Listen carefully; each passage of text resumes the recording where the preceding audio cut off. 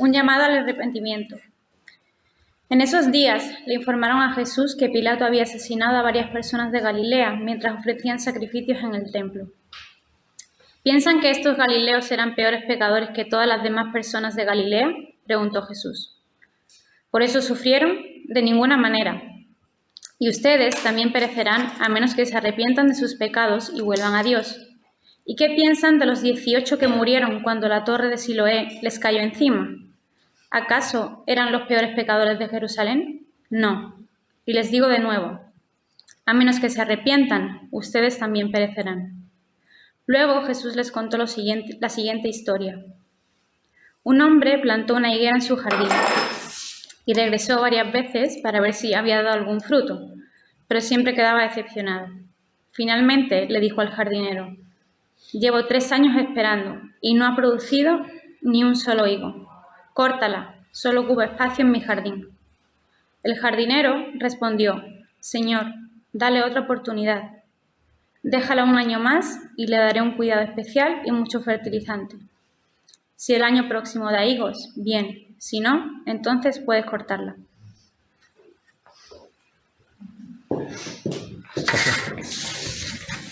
Bueno, yo creo que esta lectura amplía o nos da una panorámica que también responde a lo que quedaba planteado en el otro texto de Corintios que hemos leído, ¿no? El texto es difícil y el anterior también. ¿Por qué sufre la gente? ¿Por qué pasan cosas malas? Anda que no lo habremos hablado, Manuel, tú y yo, ¿eh? El tema de la teodicea es nuestra conversación y eso que yo no controlo del tema. ¿Por qué esas lluvias torrenciales de la Dana en Valencia, ¿no? Y todo lo que el mal que ha causado? Porque los maremotos, los terremotos, los volcanes, las pandemias, las enfermedades. ¿Por qué los accidentes? ¿Por qué tanta injusticia contra las niñas y los niños? ¿Por qué el sufrimiento? No espere que te responda porque no. Y otra pregunta, ¿y dónde está Dios? A los teólogos que hay por aquí, pues la teología del siglo XX planteaba la pregunta después de Auschwitz, ¿dónde está Dios? ¿No? Y aquí tenemos, pues, al parecer, 2 posturas en el texto de hoy. Y las 2 posturas consideran que Dios está presente de algún modo. Hay gente que piensa en Dios como la causa de esos males. ¿Dónde está Dios cuando pasa algo así que he estado contando, ¿no? Cuando pasa esto, cuando pasa lo otro. Y la respuesta que tienen es que Dios está presente, pero detrás, con el látigo, ¿no? Está presente, pero castigando. Porque según los que piensan así, según su comprensión de la soberanía de Dios, que lo que quiere hacer es pues, pensar en Dios pues, como soberano, como rey, como que todo está a su control, esa frase tan nuestra. Dios está al control, ¿no lo decimos muchas veces? Pues según esa comprensión de la soberanía de Dios, piensan que Dios está detrás de esa acción como castigo. La destrucción de las Torres Gemelas. Bueno, no sé si algunos de aquí os acordáis, los más mayores sí, ¿no? Ya. Decían los telepredicadores en Estados Unidos, en la televisión, que eso era un castigo de Dios contra la nación, pues por lo que fuera. El terremoto ese famoso que hubo en Haití, no me acuerdo si fue en 2010, que murió tantísima gente, pues también estaban los típicos telepredicadores diciendo que era un castigo de Dios por la brujería que había en Haití. El coronavirus, ¿qué os digo? La guerra de Ucrania, decía un predicador que vive aquí en España, que era castigo de Dios por los pecados de Europa. Y así cada vez que hay una desgracia, sea natural o sea causada por el ser humano, según esta línea de argumento, eso es castigo de Dios. Y además esa comprensión del castigo no como disciplina o como corrección, sino un castigo que realmente, pues, bueno, ¿para qué sirve? ¿No? Es un concepto, si lo pensamos fríamente, pienso yo, ¿no? Muy bizarro, ¿no? Una justicia, si es que puede llamarse justicia, una teología retributiva y no restaurativa, que es lo que vemos en la Biblia cuando desplegamos todo el mapa completo. Sé que muchas veces cuando tenemos, si la Biblia fuera un abanico, y miramos solamente las rayas, pues a lo mejor podemos tener percepciones así, pero cuando hacemos con el abanico, ¿no? Y los vimos enteros, vemos que la justicia de Dios es una justicia restaurativa, que lo que pretende es restaurar, ¿no? Bueno, estoy diciendo que esto de ver las cosas como un castigo de Dios es una perspectiva de dónde está Dios en este tipo de cosas, y hay otra perspectiva muy distinta, que es la perspectiva de Jesús, que yo pienso que debería ser nuestra perspectiva, ¿no? Somos seguidores de Jesús, somos cristianos, ¿no? Muy al principio del pasaje de hoy vemos que hubo una matanza organizada por Pilatos contra unos galileos. Una matanza que produjo luego, pues a raíz de eso, un montón de conversaciones, ¿no? En aquel entonces, según parece que podemos ver. Y por las palabras de Jesús, vemos que en aquellos días también ocurrió otra desgracia, que fue el desplome de una torre en Siloé. Siloé viene a ser como si fuera lo que nosotros llamamos un barrio, como un barrio de Jerusalén, y esa torre, al desplomarse, mató accidentalmente a 18 personas. Dos casos.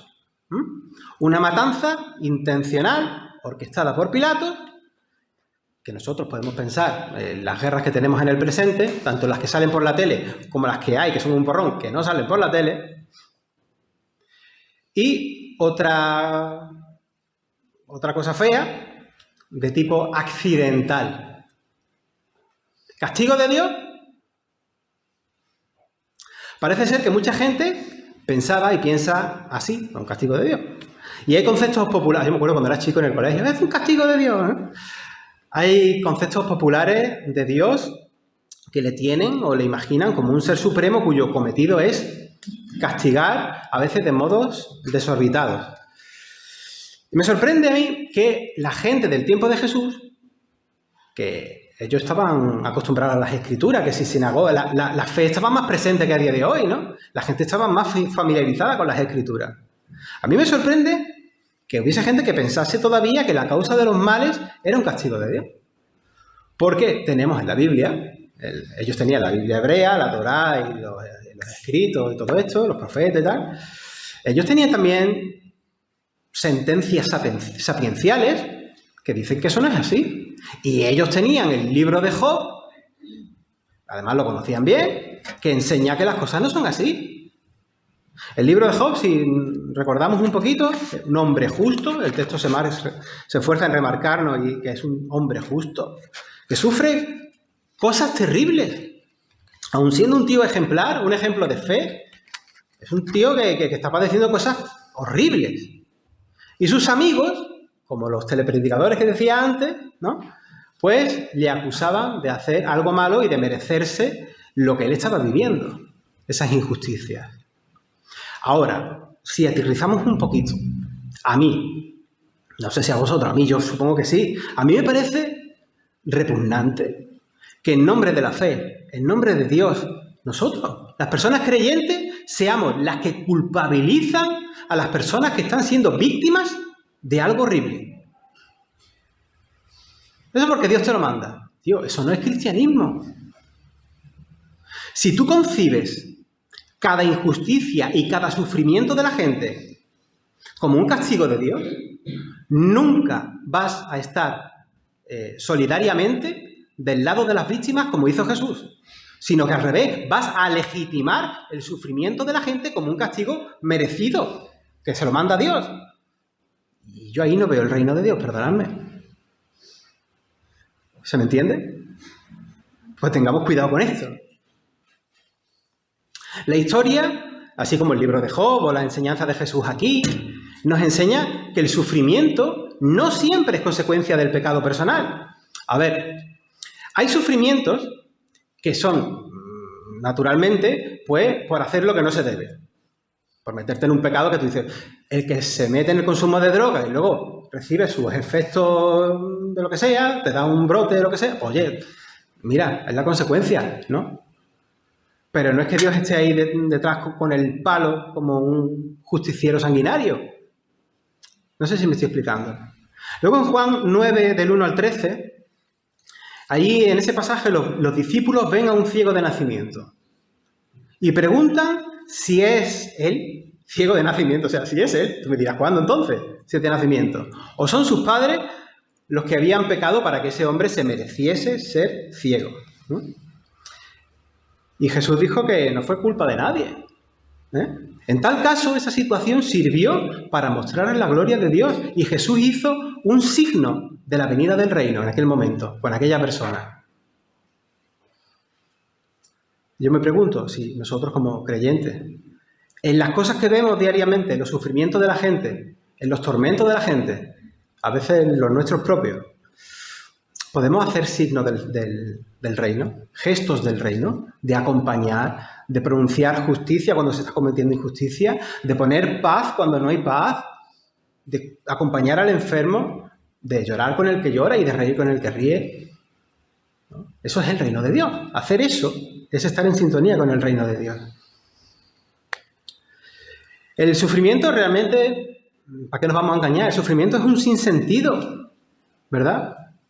Otro sentido más, entre tantos otros que hay, en esta existencia alienada en la que vivimos. Dice Pablo en Romanos 5:3, dice, al menos el sufrimiento vivido con fe, en determinadas ocasiones, puede hacernos más fuertes y más perseverantes. Pero el sufrimiento...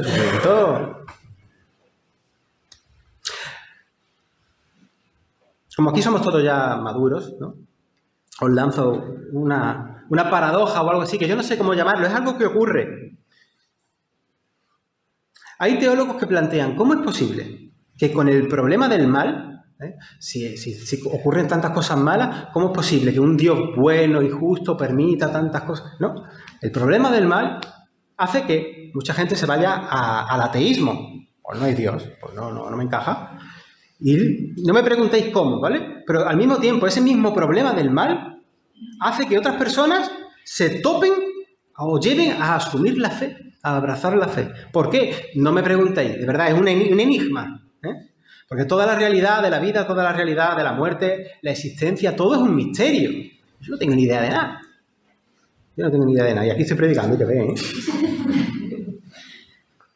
Pero en ese misterio se ha pronunciado Dios. Y ha venido a nosotros en Jesús.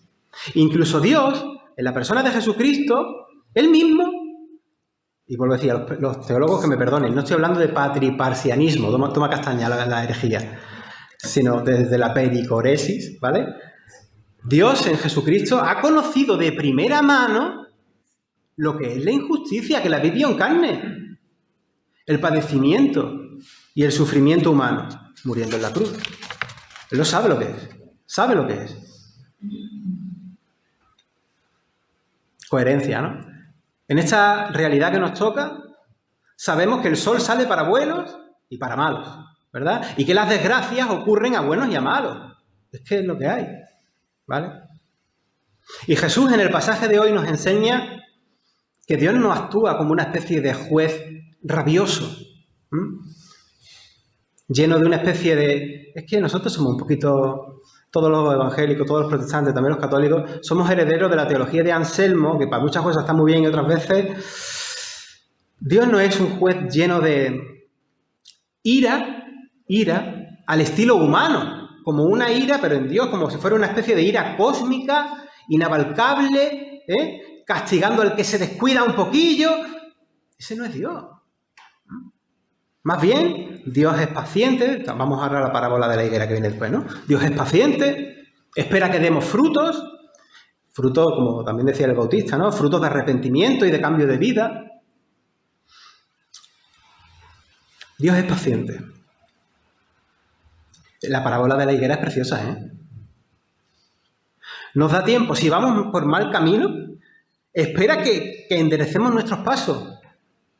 Y como la higuera esa nos cuida, vamos, no damos fruto, estamos mal, nos cuida, nos abona con su gracia, esperando que florezcamos, aunque muchas veces nos hayamos empecinados en no dar fruto, en no echar flores, en no crecer, mira, ni en dar sombra. Pero Dios es paciente y nos cuida, nos mima. Menos mal que Dios es así, ¿no?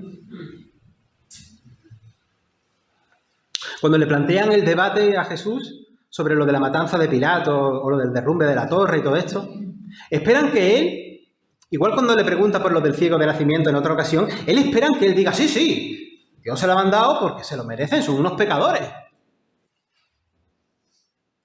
Pero él no dice eso, ¿no? Él enseña que las cosas no van por ahí. Uf, menos mal, ¿no? Él enseña que todas las personas en realidad estamos igual y todos tenemos la misma necesidad de convertirnos a Dios. Y ojo, yo sé que todo el mundo aquí habla de ponerle fecha cuando nos convertimos a Dios. Yo me convertí a Dios cuando tal, en el año no sé qué. Sí, muy bien, eso es convertirte a Dios. Pero convertirse a Dios es una actitud de todos los días. Y es una actitud que nos hace reflexionar este tiempo de Cuaresma. De decir, oye, sí, Señor, que te sigo, sí, Señor. Me vuelvo a ti, me giro ante ti. En vez de hacer mi voluntad, yo me giro y me vuelvo a la tuya. Eso es una cosa que hay que hacer todos los días. La agenda, voy a utilizar esa palabra tan de moda, la agenda del Señor, el programa del Señor es, me repito como tantos domingos atrás, es por medio de su Mesías, el Cristo, al que ha ungido con su espíritu, el dar buenas noticias a los pobres, sanar a los quebrantados de corazón, anunciar en libertad a los cautivos, vista a los ciegos, libertad a los oprimidos, el año de gracia que se ha abierto. Ese es su programa, esa es su agenda, esa es la agenda de Dios en Cristo. Ese es el programa. Y en su agenda no tiene apuntado, a ver, ¿qué? 23 de marzo de 2025. Bueno, pues a este niño que se porta mal le voy a mandar un cáncer. Esa no es su agenda. O aquel otro que le atropelle un coche. ¿De verdad que no? ¿Que no? Basta de pensar a Dios de ese modo. Ese no es el Dios de Jesús. Nosotros sabemos que Dios es el dueño de la historia, es el dueño de la existencia, del cosmos, del tiempo. Dios es rey soberano, yo lo confieso. Él sabe todo lo que ocurre. Pero también hay que decir que, por el momento, su señorío es distinto a como nosotros lo pensamos muchas veces. Voy a poner ese ejemplo que hablamos tú y yo una vez, lo del pajarillo. ¿Te acuerdas? A veces las traducciones al castellano de la Biblia añaden cosillas que no hacen justicia al texto bíblico. A veces lo hacen porque la equivalencia dinámica, para que tú lo comprendas, pues oye, tienes que... Si las traducciones fueran literales como tal, no te enterarías muchas veces de nada, ¿no? Pero hay un caso muy curioso, y es como en Mateo 10:29 se dice que ningún pajarillo cae a tierra sin el permiso del Padre. Y me estuve mirando el otro día cuántas versiones ponía lo de permiso, o algo parecido. La cosa es que en el griego no aparece lo de permiso por ninguna parte.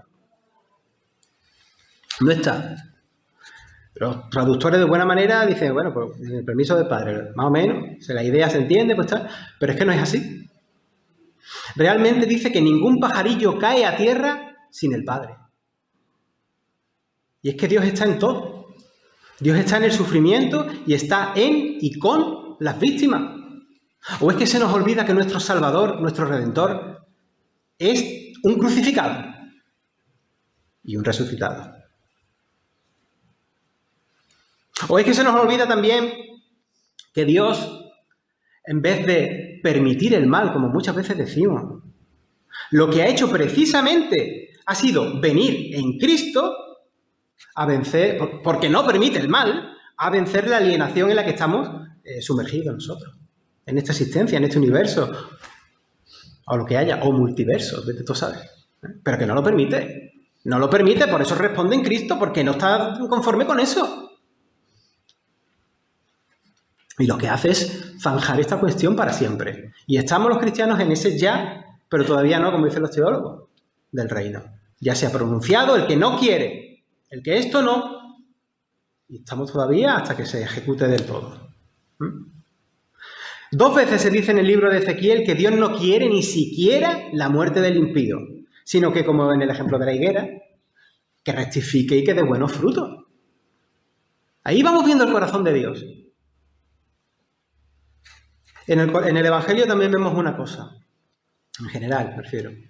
Dios no ha renegado de su creación. Dios no ha renegado de los seres humanos, por muy pecadores que seamos.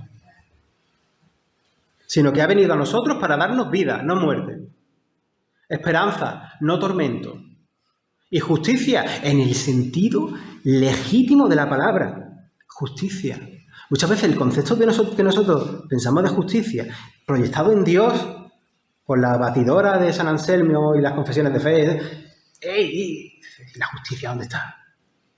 Justicia restaurativa. Vuelvo a decirlo, el abanico abierto, el mapa abierto, ¿no? Vivimos en una existencia hermosa, y ahora que ha llovido más todavía, ¿no? Pero alienada, que también espera su propio día de la redención, como se expresa en Romanos 8. Y mientras tanto nosotros, ahora que estamos juntos, pedimos que en este mundo, ¿verdad? Decimos, hágase tu voluntad. Y creo que lo hablaba contigo en aquel día. Hágase tu voluntad, decimos los cristianos. ¿Por qué decimos hágase tu voluntad? Porque no se hace. Entonces no me digas que cualquier desgracia, cualquier cosa que pasa es voluntad de Dios. No se hace su voluntad, por eso pedimos que se haga su voluntad. ¿Por qué decimos venga a nosotros tu reino? Porque todavía el reino de Dios no está implantado del todo, ¿no? ¿Qué podemos hacer nosotros cuando veamos injusticia, cosas chungas, sufrimiento? Pues como somos agentes del reino de Dios, impulsados por el Señor, impulsados por el Espíritu, pues dar al menos lo que podemos, ¿no? Pinceladas de paz donde no hay paz, como decía antes, justicia donde no la hay, o al menos sembrarla, ¿no? Consuelo donde no hay consuelo, un poquito de esperanza. En fin, eso son las cosas que podemos hacer de expandir el reino de Dios. Y ya no me enrollo más.